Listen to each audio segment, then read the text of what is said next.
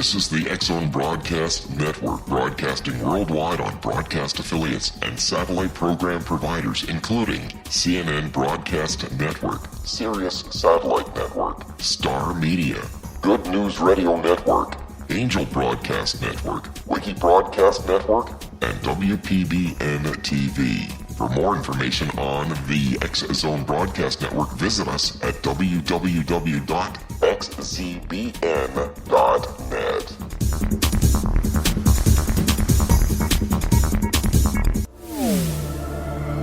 The X-Zone Radio Show with Rod McConnell is largely an opinion talk show.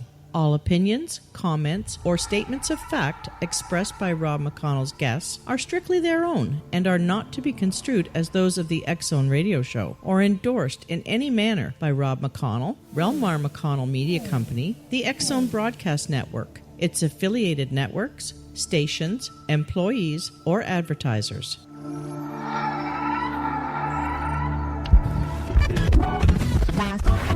All Hit Radio.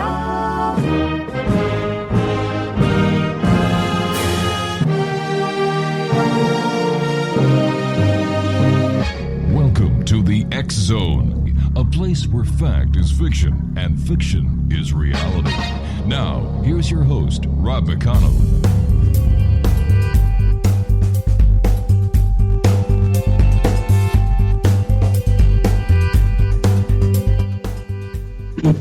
And welcome back to the X-Zone, everyone. I am Rod McConnell, coming to you from our broadcast center in Hamilton, Ontario, Canada. If you'd like to visit us online on all social media sites, X-Zone Radio TV, our radio website, xzoneradiotv.com, and of course, for the X-Zone Broadcast Network, xzbn.net. My guest this hour is Nicholas Parisi. He serves on the board of directors of the Rod Serling Memorial Foundation, a charitable organization dedicated to preserving and honoring Rod Serling's legacy. He is the author of the forthcoming Dimensions of Imagination, the life, work, and mind of Rod Serling, which is currently being considered by several publishers. Nick spent much of the past 2 decades as a professional vocalist. His most recent band, The Sonic Revelation, released 4 CDs, all of which are available via iTunes and other online sources. First of all, Nick, welcome to the show. Thanks for joining us. And what is your fascination with Rod Serling? Thanks, Rob. Thanks for having me. First, I hate to do this to you, but I do have to correct you on one little thing, and this is something that gets done in the craw of Rod Serling fans. It is Serling, not Sterling. Serling, I'm sorry. There's no T. Yeah, I'm sorry. And believe me, you're not the first. Throughout his career, people constantly called him Sterling by accident and spelled it Sterling, but it's actually Rod Serling. So that's the first thing. But I'm sorry about that. But my fascination with Rod Serling, it began with the Twilight Zone, probably the same way it did with everyone else. When I was a kid watching the Twilight Zone, I was enthralled by it. I was hypnotized by it, and that's what started it. And basically, just over the years, I became more aware of everything else that Serling had written outside of the Twilight Zone, and just little by little, I just gathered information about all these other things, and I finally got to a point where I said, I want to write a book that accounts for absolutely everything that he wrote, because there's so many books written about the Twilight Zone, and for good reason, but hardly anyone has touched on his vast catalog outside the Twilight Zone. So I just went straight through his entire career and just wrote about every single show he wrote from 1950 all the way through his death in 1975, and it became a massive undertaking, and it's finally done, so I'm very happy with it and can't wait to get it out. Let me ask you, what inspired Rod Serling to write the kind of stories that the Twilight Zone was best known for? Well, he was, it's funny, this is part of what the book is about, is that, maybe some of your listeners may not know this, but Rod Serling was the most prolific and the most honored writer in television before the Twilight Zone. He had won 3 consecutive Emmy Awards for dramatic writing in 1956, 57, 58, or technically 55, 56, 57, and Twilight Zone started in 59, so he had written just straight drama, before the Twilight Zone, but he always had an interest in fantasy and science fiction and the occult and, extra, supernatural, fiction, and he really, really wanted to do this. So he was more of just a fan, and Twilight Zone finally gave him the opportunity to work in that genre. So, so he was able to kind of, all these ideas that he had stirring in him for so many years that he couldn't get out on television, he was able to finally do on the Twilight Zone. So, and he was able to approach the Twilight Zone from he was able to write allegorically. He was able to address certain social issues that got him into trouble in the earlier years.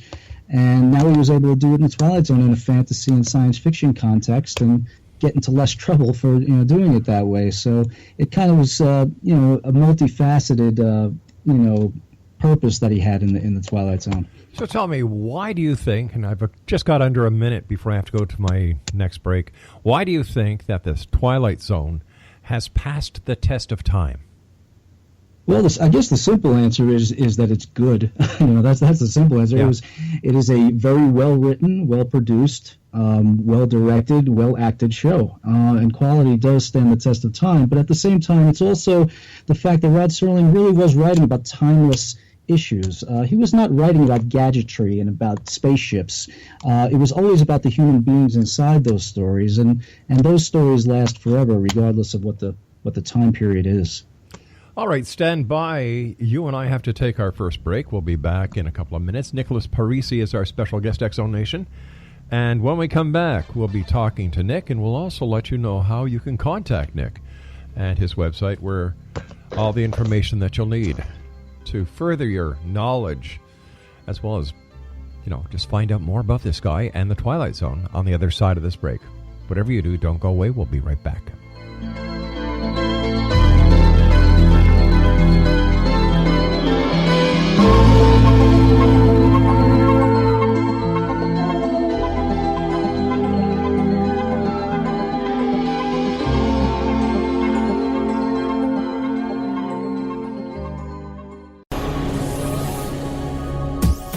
This is the X-Zone Broadcast Network, broadcasting worldwide on broadcast affiliates and satellite program providers, including CNN Broadcast Network, Sirius Satellite Network, Star Media, Good News Radio Network, Angel Broadcast Network, Wiki Broadcast Network, and WPBN TV. For more information on the X-Zone Broadcast Network, visit us at www.xzbn.net.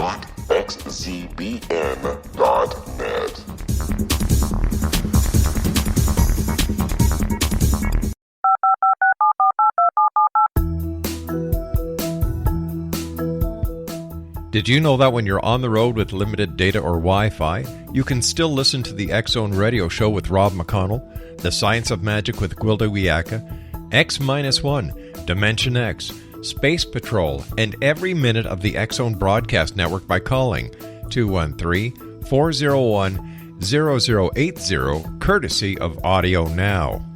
No smartphone, app, or internet needed. It saves your data plan, and it's free if you have unlimited minutes. Call 213-401-0080 to listen on any phone, anytime, anywhere. Remember, 213-401-0080 for the best of the paranormal, parapsychology, and sci-fi radio programming anywhere, 24/7, 365.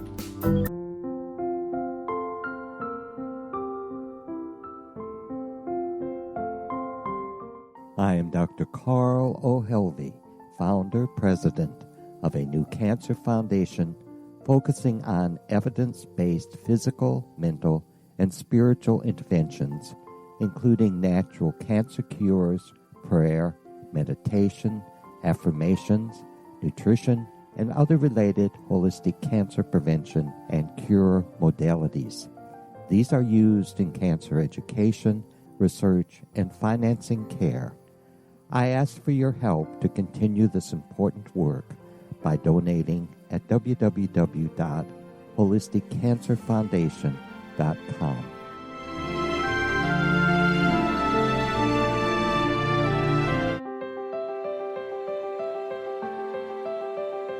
Wouldn't you love to know the secret to everything? I'm Dr. Kimberly McGeorge, and on The Secret to Everything, we will merge the practical with open investigation into all realms of the mysterious. We will talk to cutting-edge alternative health practitioners, those who inspire and motivate you in business and life, And of course, we will share stories of the paranormal, conspiracy, and cryptozoology. You will transform because of the frequency I carry, the frequencies my guests carry. Life may never be the same after you listen to this program, for the secret to everything is for you, the listener, for those who desire more in every area of their lives and believe that it can still be found. Listen and discover thesecrettoeverything.com.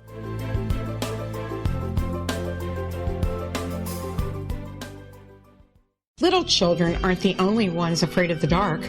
Millions of soldiers return from war zones with PTSD, anger, frustration, fear, and loneliness, much of which surfaces during the darkness of the night. You have the chance to change the lives of these American heroes. Songs and Stories for Soldiers.us provides free MP3 players for these men and women. With a list of 3 million songs in 16 different styles, 100,000 audiobooks, and 30,000 old-time radio programs, every veteran can find something to soothe and comfort them at no cost. All our players contain an 8-hour audio program designed to help veterans fall asleep. With 1,500 plus vets now participating, it's our goal to deliver 10,000 audio players this year. Go to our website at songsandstoriesforsoldiers.us. Help us help a veteran make it through the night.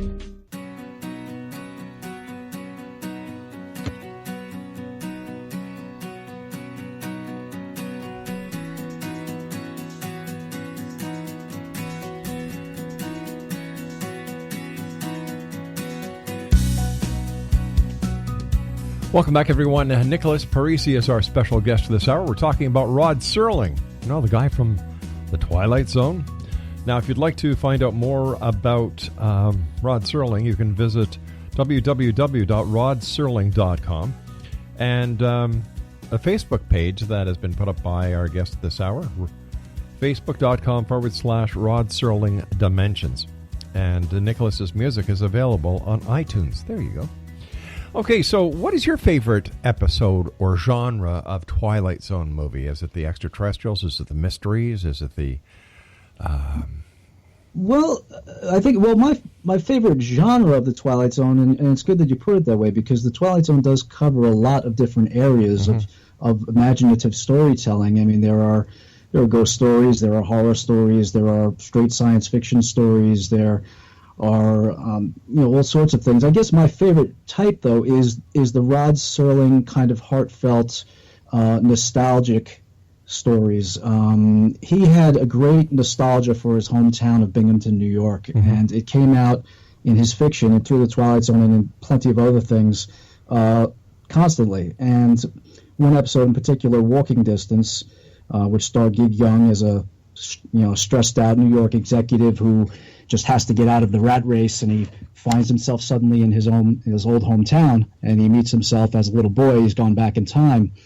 That episode was probably, probably Serling's favorite, but that's certainly one of my favorites. There's also another one that's kind of a companion piece to that one called The Stop at Willoughby, which is the same kind of idea of a stressed business executive who gets on a train every day to go home from work, and he dreams of a place called Willoughby. It's a turn-of-the-century town where he can just slow down, and they call it a town where he can slow down to a walk and live life full measure, and he finally at the end gets off at Willoughby and escapes his stressful life.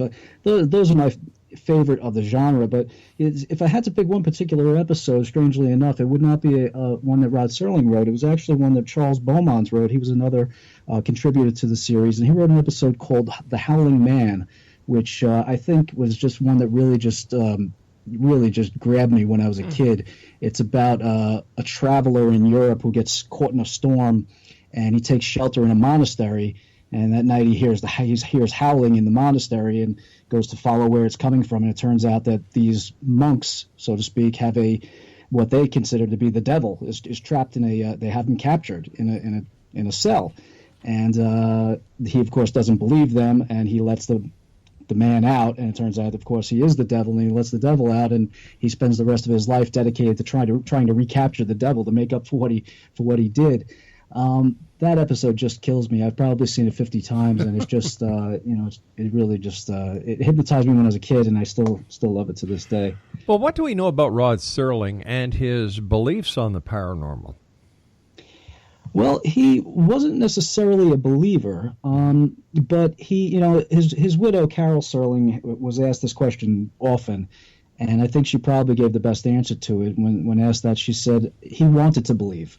He sincerely wanted to believe. He wanted to believe that, that we had been contacted by aliens, or that, he wanted to believe in ESP, but he didn't have any practical experience with it, so he was skeptical. He was a practical guy, and if he had some evidence of it, some real hard evidence, he would have believed it. And to some extent, in the early 70s, he actually narrated a documentary called In Search of Ancient Astronauts that you might be aware of. Yeah. And based on the von Daniken book, and then he also did the follow-up, which was In Search of Ancient Mysteries, and he did a couple of other UFO kind of documentaries. But he did buy some of that theory, the ancient astronauts theory, because he kind of bought the evidence that was at least the evidence that was coming out at that time. So he enjoyed it. He was interested in it, and but he didn't really believe it. And he had another funny reaction to that question. He said, I don't really necessarily believe the things that I write, in the sense that I don't believe that there's actually going to be a ghost at the top of the stairs when I, turn off the light. But at the same time, if I go up into the attic, I want the light on, because if just in case ghosts do come, they don't, they'll come in light so they don't trip down the stairs. So he, intellectually he didn't buy it, but he did say, hey, there's something, when I drive past a certain graveyard, Sure. I get the little fishing up my arm. So he did believe in that kind of reaction to it. What do you think Rod Serling would say if he was around today with all the information that is accessible on the internet? Well, I think that the first thing he would say is I think he would be tremendously disappointed at how we waste it. Yeah. I think he would be amazed at the capacity and the potential of it, and just saddened by the way that we use it to share nonsense. Rod Serling was a big believer in communication. He believed that communication was the key to everything. It was the key to, breaking down divides between people, between countries, between religions and races. And he believed in communicating. And I don't think we communicate enough on social media and, other venues that, to do the things that Rod Serling would think we are capable of doing now with this great technology. He would use it, though. I've often said that the internet is the largest septic tank ever made by humans, because there's more crap in it than there is anything else. I can't argue with that. Yeah. No. What's your take on the paranormal, UFOs, things that go bump in the night? Are you a believer or are you a skeptic? I'm definitely a skeptic as well.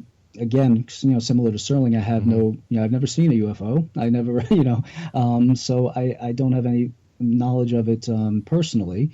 I'm open-minded to evidence and that kind of thing, but I'm definitely am a skeptic. At the same time, I do believe in the idea, the simple idea that scientists have been saying forever, that hey, the universe is a gigantic place, an infinitely gigantic place. So the idea that we are alone in the universe is kind of unlikely when you take into account all the area we're talking about. Sure. So I do believe that, but I don't think we've actually been visited yet. That's for sure. What kind of inspiration do you think that Rod Serling had on Gene Roddenberry when it came to the creation of Star Trek? I don't think he had much influence on him, but they were friends. Roddenberry and Serling were fairly close friends. In fact, Roddenberry delivered one of Serling's eulogies in 1975 at his funeral in Los Angeles, and Roddenberry certainly admired Serling, and it probably was mutual. Star Trek, of course, was more science fiction than the Twilight Zone was, on a weekly basis anyway.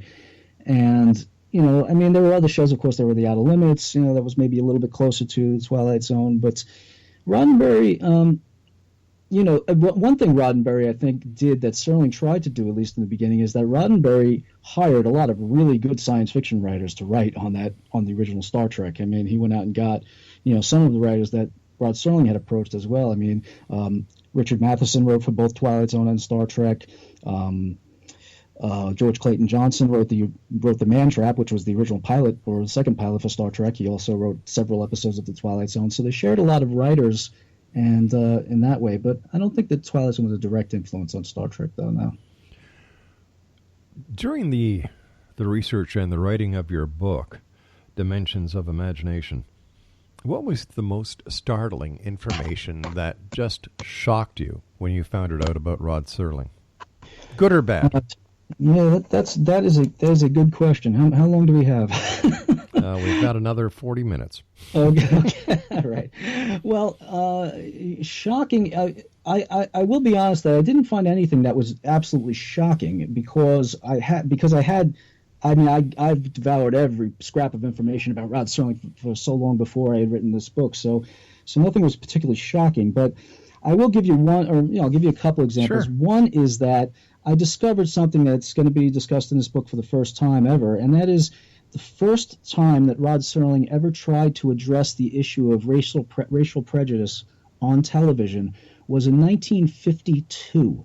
Not in 1956, as most people who follow Rod Serling believe. I'm probably jumping ahead of myself, but Rod Serling got into a lot of trouble when he tried to dramatize the Emmett Till case. And I know you're in Canada, maybe you're not so familiar with the Emmett Till case, but the Emmett Till case was a lynching incident in Mississippi in 1955. And Rod Serling desperately wanted to at least tell a version of this story on television. He couldn't do it. The sponsors wouldn't let him do it. The network wouldn't let him do it. And he ran into all sorts of problems. But what I discovered was he had actually written a script in 1952 that was aired only in Cincinnati, Ohio, on a show called The Storm that he worked on at the time. And it was about a Chinese-American couple who are essentially run out of town because they are Chinese-Americans. And it was unheard of to address something like that on television, be it local or national or whatever it was, in 1952. It was, it was absolutely beyond the pale of what was being done on television at that time. And this is a script that no one has ever talked about in any publication, so I'm really happy to get that information out in this one. That was a surprise. To give you one other example, I just mentioned that Emmett Till case. The infamous script that Serling wrote was called Noon on Doomsday. And anyone familiar with Serling will know that, has heard the story of Noon on Doomsday a million times because it is the most direct conflict he had with sponsors and agencies and the network over the issue of censorship. But again, one thing I found in this book that's going to be published for the first time is I located the very first draft of that particular script, which has not been discussed in any other publication. And it turns out that the very first draft of this script, before the network ever got a hold of it, is not particularly different than the one that aired. They edited it, they forced some changes on them, but it was not significantly different. So the story of Noon on Doomsday and the changes that were made to it is not quite exactly what Serling and other sources have said all along. It was much different, and I spell it out very, very succinctly in the book, and that's something I think readers are going to be shocked by reading it. Are there organizations like there are for Star Trekkie fans, Trekkie conventions? Are there conventions for Rod Serling as well? Well, it's funny you asked that because I just had a meeting of the board of directors of the Rod Serling Memorial Foundation last week, and that is something that we have on the table now. We are planning a Rod Serling / Twilight Zone convention we're certainly planning one for October of 2019. It sounds like it's far away, but that is going to be the 60th anniversary of the Twilight Zone's debut in October of 1959. So we're planning a big convention for October of 2019 in Binghamton, which is his hometown in New York. But we are also planning another smaller event much earlier than that, possibly later this summer, actually. So if you want information about that, just visit www.rodserling.com, and we'll certainly have announcements on there. And these are going to be gatherings of Twilight Zone fans, maybe some people who are affiliated with the show in one way or another. And it's we're really looking forward to it. Really excited about it. And that's going to be in 2019, you were saying? Yeah, October 2019. But as I said, I think we're going to try and get something together that's a little smaller, a little more casual, much earlier than that. So we're hoping to shoot for possibly this year. All right, stand by. I've got to take my news break at the bottom of the hour. X-Zone Nation, Nicholas Parisi is our special guest this hour. And if you'd like to join Nicholas on Facebook. It's facebook.com/Rod Serling Dimensions. And you can find Nicholas's music on iTunes with the band Sonic Revolutions. Sonic Revolutions. And Nicholas and I will be back on the other side of this break as we continue here in the X Zone from our broadcast center in Hamilton, Ontario, Canada. Don't forget, for all the other great programming we have available for you on the X Zone Broadcast Network, 24/7, 365, visit www.xzbn.net.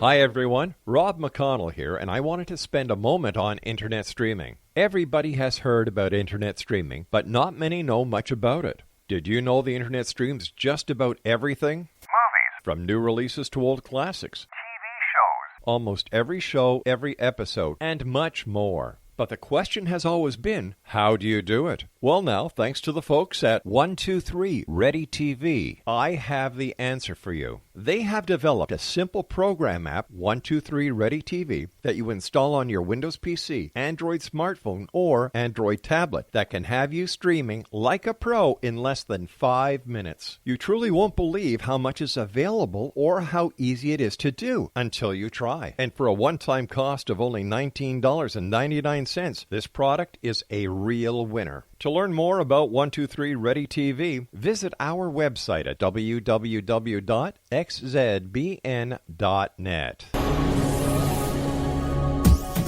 This is the X Zone Broadcast Network, broadcasting worldwide on broadcast affiliates and satellite program providers, including CNN Broadcast Network, Sirius Satellite Network, Star Media, Good News Radio Network, Angel Broadcast Network, Wiki Broadcast Network, and WPBN TV. For more information on the X Zone Broadcast Network, visit us at www.xzbn.net.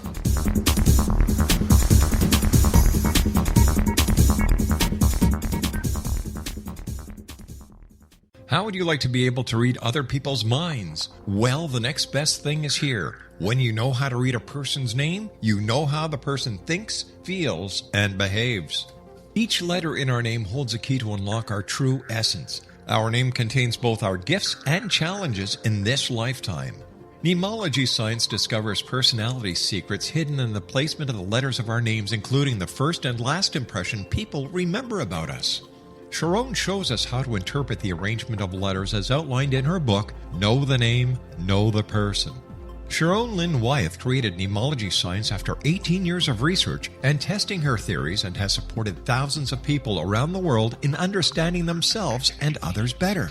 You'll enjoy Sharon's unique teachings as she shares her system to learn the gifts behind your given birth name. Even if you don't like your birth name, there are jewels in this book. If you're thinking of changing your name, ready to name your child, or wanting to get along better with others, this is the book for you.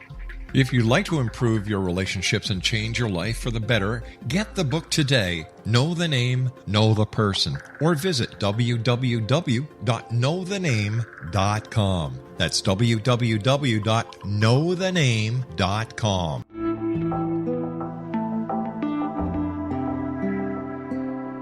Take a step back in time and discover old Florida cuisine at Marsh Landing Restaurant in Fellsmere, Florida.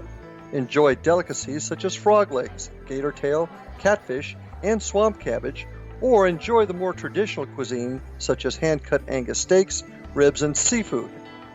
Join us for breakfast with a southern flair featuring sweet potato pancakes, biscuits and gravy, and much more. Planning a party? Marsh Landing's private dining rooms can accommodate groups from 8 to 80 people. While you visit, enjoy the historic pictures, artifacts, and stories that line the walls.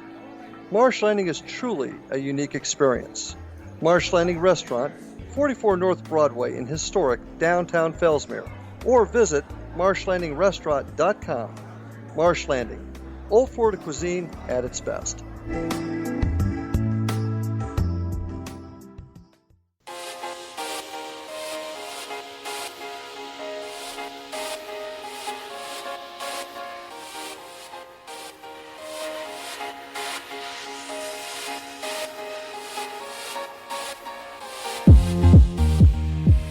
And welcome back. This is the X Zone. I am Rob McConnell. Nicholas Parisi is our special guest this hour. We're talking about Rod Serling. And if you'd like to find out more information about Rod Serling, here's a couple of websites. rodserling.com. That's RODSERLING.com.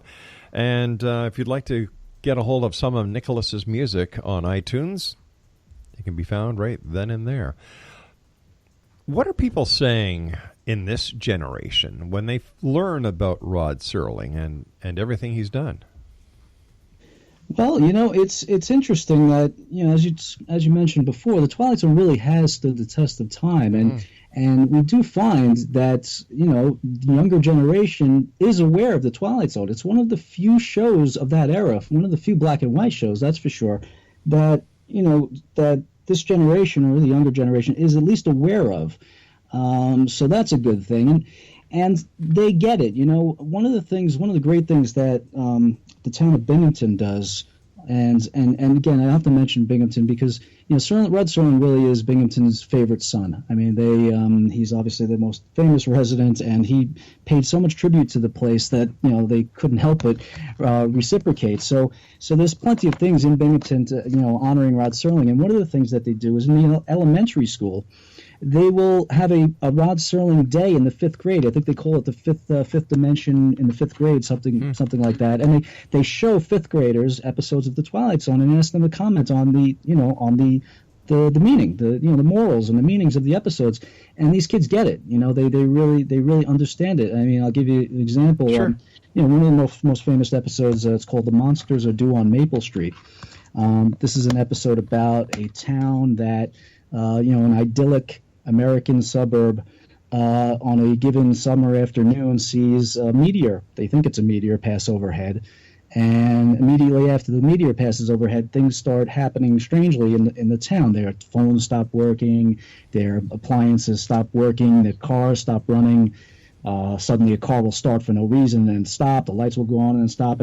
And soon enough, they start to suspect each other. They start to suspect that maybe that meteor was actually a spaceship, and maybe one of them is an alien. And their suspicion of each other becomes paranoia and turns violent, and they essentially destroy themselves. And at the end of the episode, of course, you find out that, there were aliens, but they weren't here. They were up in a spaceship, and they were watching us, and they discovered the best way to destroy us is to have us destroy ourselves by just messing with our machinery or whatever it may be and having us turn on each other. And they would ask the 5th graders, who are the monsters in this episode? And 5th graders would invariably say, we're the monsters. And so they get it. So the younger generation, I think, does get it. And, of course, there are always talks about a new Twilight Zone series and a new Twilight Zone movie. And, so that will make another generation even more aware of it as well. What about Night Gallery? What was Serling's relationship to a show like that? Well, Night Gallery was essentially the last show that Serling did. And Night Gallery is well, first of all, I'll say this. Night Gallery consisted of 99 segments. The episodes were generally an hour long, and they were broken up into either 2 or 3 or even sometimes 4 segments. So they were all various lengths. But Serling wrote 38 of the 99 segments. So he wrote a lot of it. I mean, he wrote well more than a third of almost 40% of the show. But at the same time, it was kind of a tragedy for Serling because he had no control over the show other than writing. And even his writing was sometimes tampered with and edited and that kind of thing. And he had no control over casting or directors or budget or anything like that. So it became very quickly, Rod realized that this was not going to be the show he thought it would be. He thought it was going to be another Twilight Zone, really, although it was more horror than the Twilight Zone ever was. But what happened was, he didn't insist on having creative control of the series.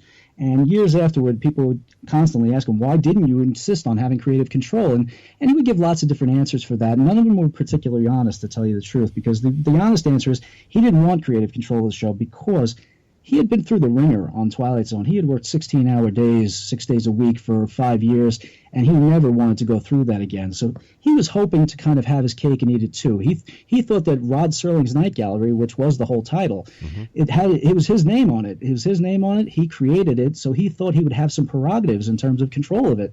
And the problem was that they hired a producer by the name of Jack Laird. And Jack Laird and Rod Serling just never saw eye to eye on anything from day one. They just never hit it off personally or professionally, and they butted heads just constantly throughout the show. So Serling ended up with very little control of the series. And in my view, Serling wrote some brilliant stuff for it. There are a couple of episodes he wrote that are just as good as anything he ever wrote. One particular, The Messiah on Mott Street, it's called. It's a Christmas/Hanukkah fable about an old Jewish man who is he's visited by the angel of death, and he wants to stay alive for his grandson, and it's just a beautiful and beautifully written story. So he wrote some great stuff for it, but it was a constant frustration for him because he just didn't have the control that he hoped that he would have on it. Sounds like a movie that Anthony Perkins and I forget the name of the other. Anthony Perkins played the very prominent businessman, and the other person played the dark angel that had come to take Anthony Perkins, but because there was a grandson involved, he was the angel of death allowed Anthony Perkins a little bit of a leeway, and I can't remember. I'll have to look that one up. Yeah, no, I hadn't heard of that one. What do you think, based on the research you've done, was the largest contribution to humanity that Rod Serling made, and why? Well, Serling was, he was concerned. It's a gigantic question, but Rod Serling actually was concerned with something like that. I mean, he believed that as a writer, it was his job to contribute to something to humanity. In fact, Rod Serling went to Antioch College in Yellow Springs, Ohio, and Antioch College is a famously progressive college, and one of its first president was an educational reformer by the name of Horace Mann. And Horace Mann, his most famous quote was, "Be ashamed to die until you have won some victory for humanity." That was his quote, and he said that to the graduating class of the first Antioch graduating class, and shortly afterward he died. And that quote has been repeated to every graduating class ever since then. And Rod Serling believed in that. I mean, he brought that into a Twilight Zone episode called "Changing of the Guard," which is about a college professor who doubts that he has made some contribution to humanity, and he contemplates suicide because he hasn't. So Serling took that seriously, and I think, if anything, it's impossible not to watch almost anything that Rod Serling wrote and not just get the keen sense that he cared about humanity greatly, deeply. He wanted so much better for us all, and if there's anything that he contributed, it's just that idea of empathy, of caring about your neighbor and caring about someone who doesn't have anything in common with you. This just comes up constantly in his work, not just even in a racial standpoint, because he was very, very disturbed by prejudice in all forms. But he just that idea that we are all connected, we're all in this together, and that is a contribution to humanity, no matter how you say it, no matter what venue it's in, what media it's in, or what have you. By the way, the name of the movie is Meet Joe Black, and that was remade not too long ago. Right. What kind of family man was Rod Serling? Well, he has two daughters who are still around. Anne Serling is his youngest daughter. She wrote, I should plug her book, because she wrote a memoir called As I Knew Him, My Dad, Rod Serling, and it's a beautiful, beautiful memoir, beautifully written piece about growing up with her dad and what he was like. And he was married to the same woman for 25 years. He met Carol Serling at Antioch College when they were both students there, and they were married till the day he died.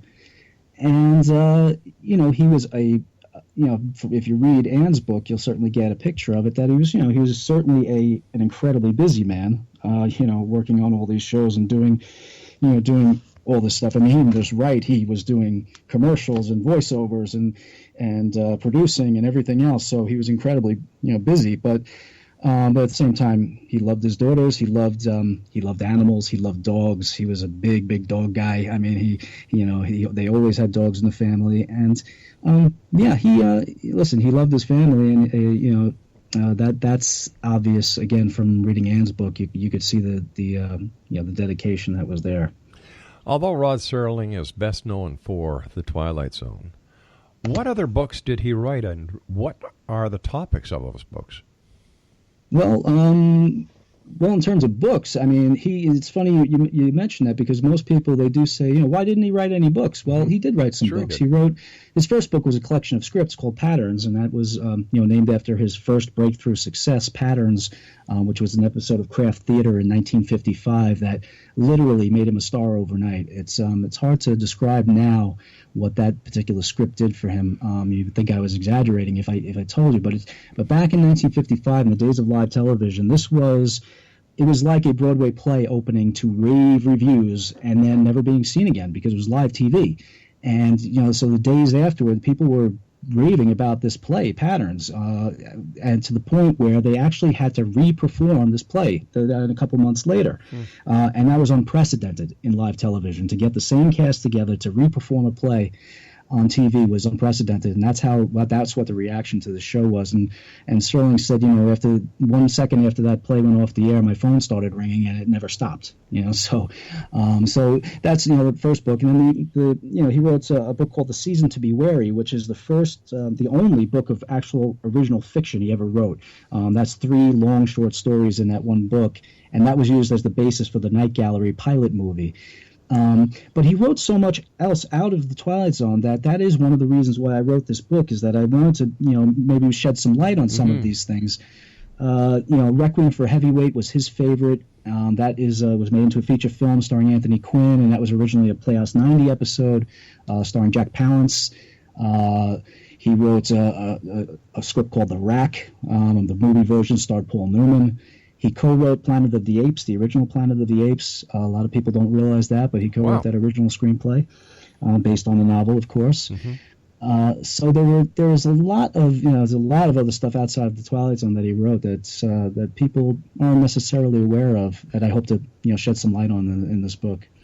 You and I have to take our final break for this segment. First of all, Nick, thanks so much for coming on and sharing Rod Serling with the world tonight. When we come back, I'd like to talk about you, your book, and your aspirations. How's that sound? Sounds great. All right, Exo Nation, Nick Parisi is our special guest. For more information on Rod Serling and the Rod Serling Foundation, www.rodserling.com. And Nick Parisi's music can be found on iTunes. Just in the search engine on the top of the page, just type in Nick Parisi. And Nick and I will be back on the other side of this break as we wrap up this hour here in the X Zone from our broadcast center in Hamilton, Ontario, Canada. Don't forget, if you'd like to get the app that will allow you to, take total control of all your audio, your video, pictures, so much more, just visit www.123readytv.com. I'll be back on the other side of this break. Don't go away.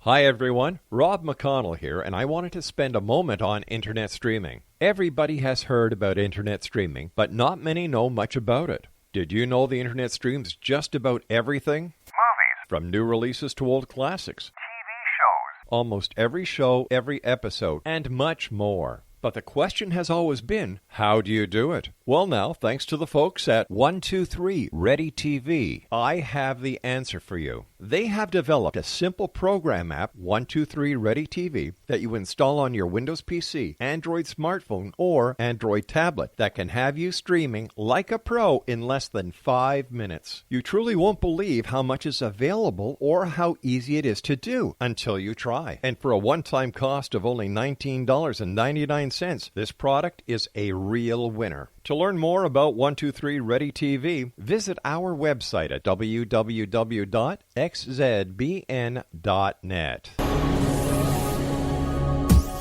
This is the X-Zone Broadcast Network, broadcasting worldwide on broadcast affiliates and satellite program providers, including CNN Broadcast Network, Sirius Satellite Network, Star Media, Good News Radio Network, Angel Broadcast Network, Wiki Broadcast Network, and WPBN TV. For more information on the X-Zone Broadcast Network, visit us at www.xzbn.net.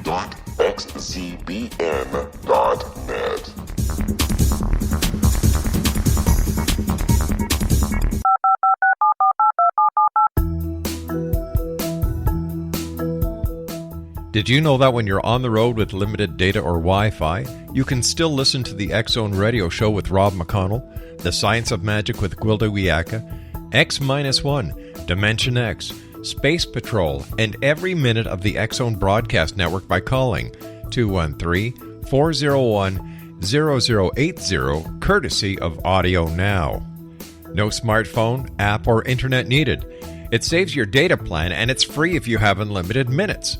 Call 213-401-0080 to listen on any phone, anytime, anywhere.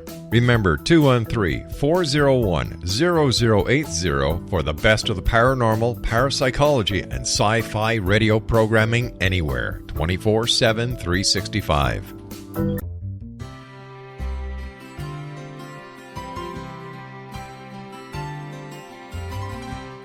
True healing must address 4 levels: physical, emotional, mental, and spiritual, for us to live joyful and productive lives.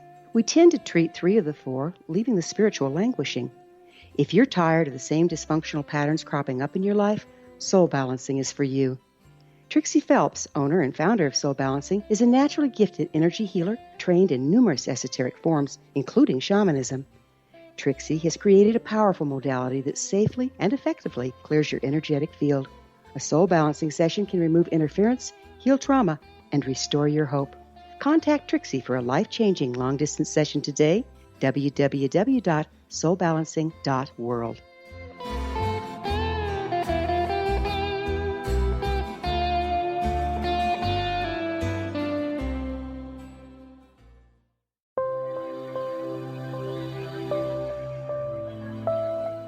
There's a legend shared by many indigenous cultures of a time when the nations were cast to the 4 corners of the world. Each nation was given a body of sacred knowledge that held a different portion of the truth to preserve. True reality could not be known until all the nations reunited, combining the information. If a single one was missing, the world could not be reborn and darkness would prevail. The Science of Magic Radio is dedicated to reuniting the sacred knowledge. With the understanding, none of us has all the answers, but together we can open new perceptions and possibilities.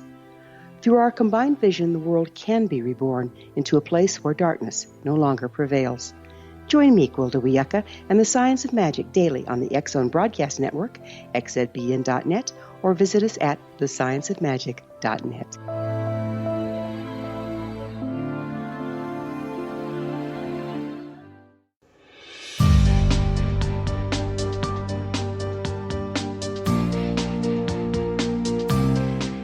Well, X-Zone Nation, tonight is one of those nights where you learn from a guest. Well, we learn a lot of things from all our guests, but this one here is telling us so many things about Rod Serling that very few people really know. His name is Nick Parisi. He's the author of a new book that is coming out entitled Dimensions of Imagination, The Life, Work, and Mind of Rod Serling.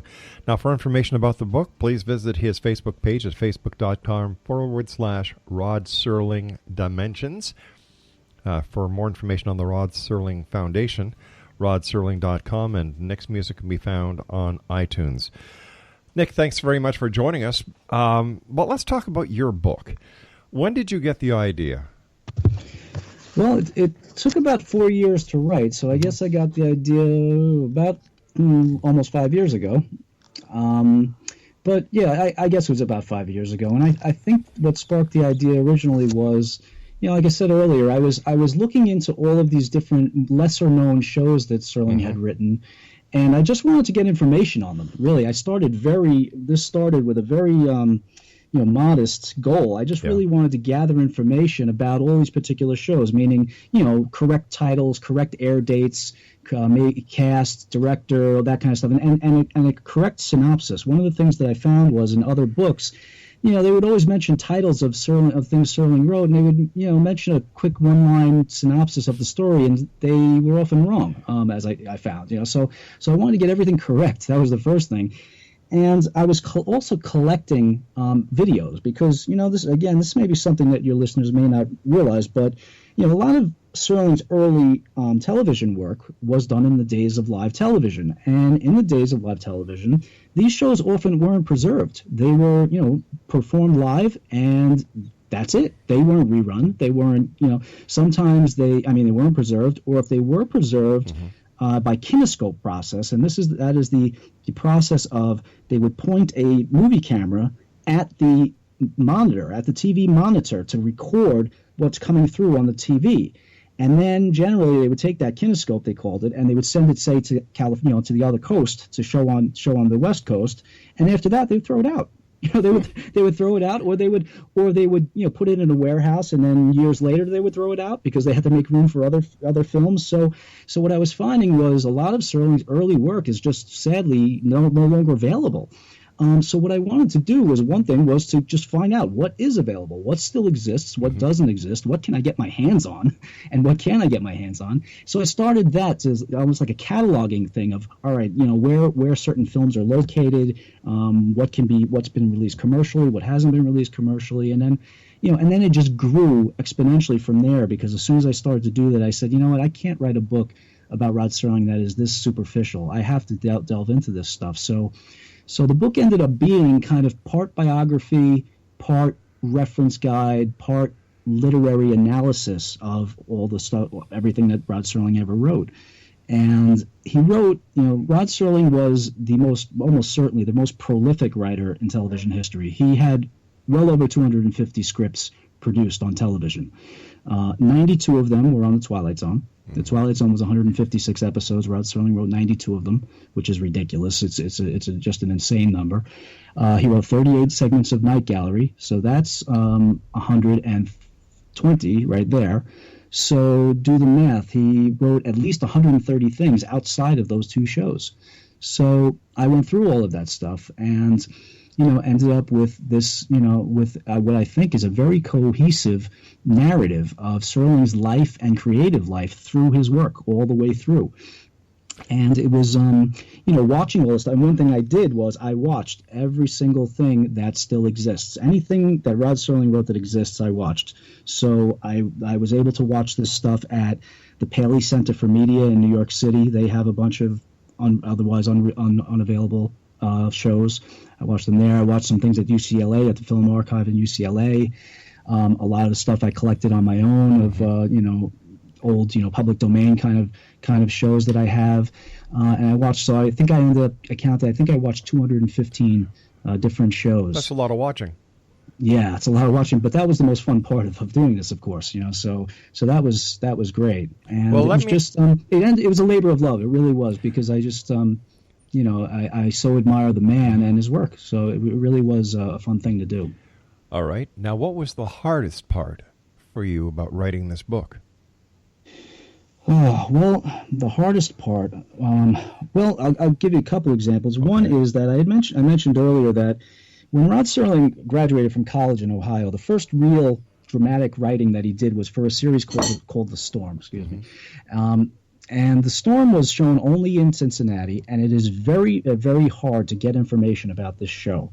It ran from May of '51 until July of '52, And just getting the dates and titles of these episodes was hard. It was difficult to track these things down. I mean, the scripts weren't in the archives. I went to Serling's archives. I can talk about that. But it was very hard to track down all that information. And I'm very happy that I was able to essentially get, at least all the episodes, all the titles, all the dates, and most of the synopses for those episodes. So that was really, really hard.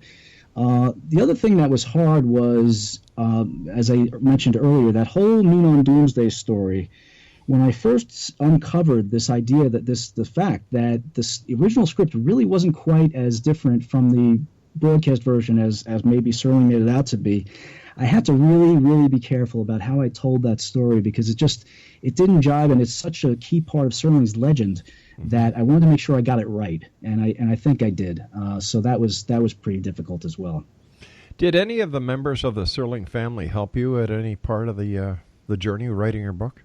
I've thankfully become close friends with Anne Serling, his daughter, and she helped me only in the sense of encouraging me and reading some things and and checking some facts here and there.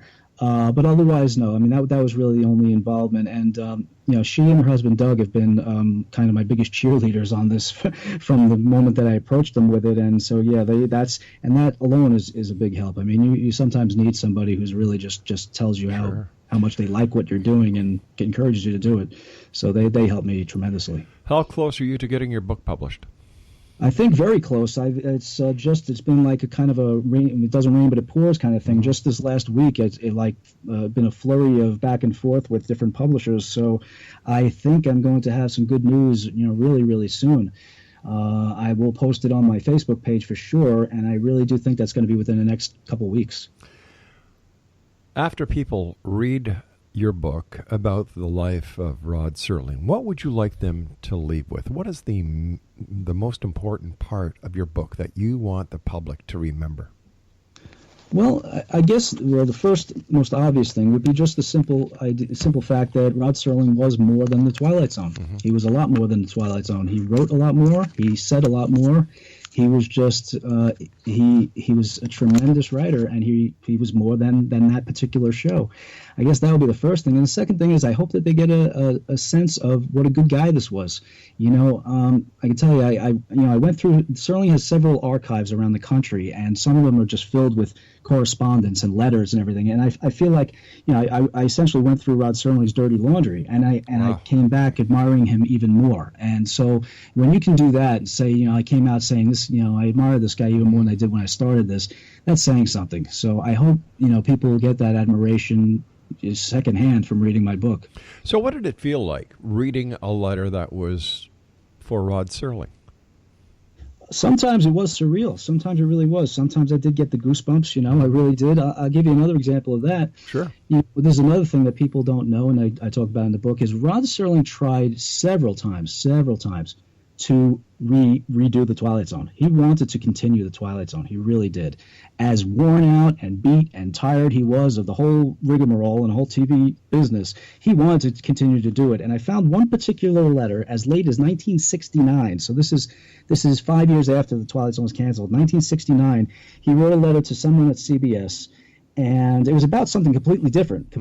But in the middle of the letter, he digresses, and he just says, and I hope I can use just a little bit of the profanities. He said, "What the hell ever happened to my 1 hour Twilight Zone series? Yeah. Now that I've been out of the business for so long, I want to get back and get the band back together, and or get the team back together." So I read that, and I tell you, I got the goosebumps, because that was like getting the band back together. I mean, to think that Rod Serling could have done the Twilight Zone again in 1969 is just something that any Twilight Zone fan just would grieve that he wasn't able to do it again. But if there are as many fans as you believe they are, why was the series canceled? Well, at the time, the series, at the time, believe it or not, 5 years for a series at that time was a pretty long run. 5 years. There were shows like, Gunsmoke that ran forever and ever, sure, or Bonanza or something. But 5 years for the Twilight Zone was a pretty long time. And as I said, Rod Serling was burnt out creatively and physically and emotionally and mentally. He really was. And the fifth season of the Twilight Zone certainly is the worst of the 5 seasons. So it probably was time, it was time for it to go. But at the same time, he wanted to hold on to it. I mean, if you read what he said, of course, he always says it was a mutual decision and I was fine with it going, and he was. But if someone had offered him a 6th season somewhere, if another network or whatever, he would have done it. He would have jumped on it because he really did want to continue it. So it just died kind of a natural causes, I think. Hey, listen, it's time for you and I to say so long for now, but do me a favor. When your book comes out, get a hold of us. We'll get you back on. I will, Rob. Thank you so much. Oh, don't go yet, because I'd like you to tell our listeners where they can get all the information about you and promote your website, as well as the where they can find your iTunes. I appreciate that. My website for the book is the Facebook page, facebook.com/Rod Serling Dimensions, one word, and you can find information about Rod Serling, the book, and everything else there. The Rod Serling Memorial Foundation can be found at rodserling.com. And if you're interested in music, it's heavy rock. The band was called the Sonic Revolution, and you can check that out at iTunes.com. Just type in the Sonic Revolution, and you'll find any of our 4 CDs on there, and that'll be great. Listen, thanks so much for sharing your time with us, Nick. I really appreciate it, and I look forward to the next time you and I meet back here, not in the Twilight Zone, but in the X Zone. Take care, Nick. Thanks, Rob. Bye-bye. I'll be back on the other side of this news break as we continue here in the X Zone from our broadcast center in Hamilton, Ontario, Canada.